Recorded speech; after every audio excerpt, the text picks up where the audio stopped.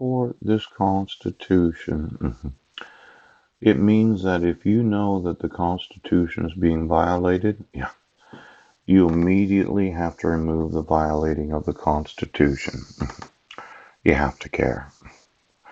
Now, I have documented, yes, at least 24 violations of the amendments and the Constitution itself. Yes. And some of those amendments you violated multiple times. And then I said I wanted to use the courts of this nation. Yeah. Then there's the International Criminal Court of the United Nations. Yeah. Why don't you get me those judges? Pooch. Their credit cards. Yes. And the segments of their credit cards.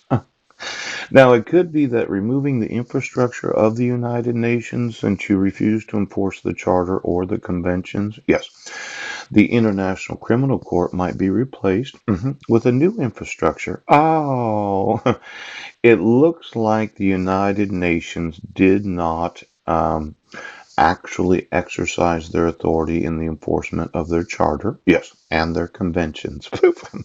Now, let's say we had one less international criminal court.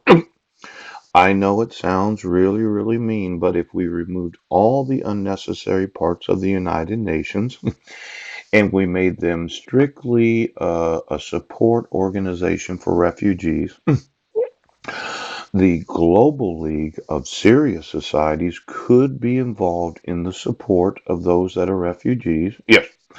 Now, this idea of giving them the governmental authority during times of conflict, yeah, we might remove that. Now, let's say you're a nation and you go to war against each other. Yes. And instead of calling the United Nations to be the global governmental authority at or after times of war, yeah, we no longer use them. Now, for a lot of nations that go to war, yes, they'll be a little concerned about, well, who's going to replace our government after the war? Yeah, yeah, they're going to be concerned. Well, I don't know. I mean, let's say we went to war.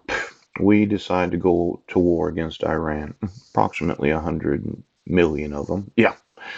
And they're a tough nation, but we kick their ass. Now, when we're done, there is no United Nations to step in to reestablish a government at that location. Yeah. Now, for all the Iranians that are left after the war, yes, it does.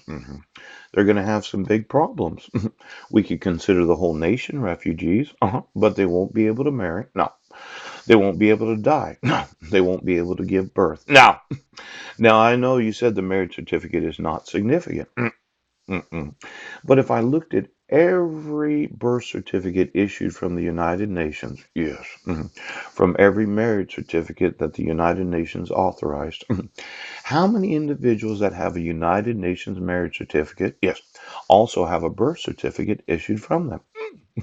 Now, for every little baby, yes, that their parents got married as United Nations refugees, I would say that the nations that we go to war with, yes, would not have another governmental authority to be able to issue legal documents. Yes, it does. Known as marriage certificates, right now, birth certificates, right, or death certificates. Now, I know it's very difficult for you to understand this, but if you were to actually die, yes, after a war, there would be no record of your death. If you were to be born, yes, there's no record of your birth. If you were to get married after a war, there's no record.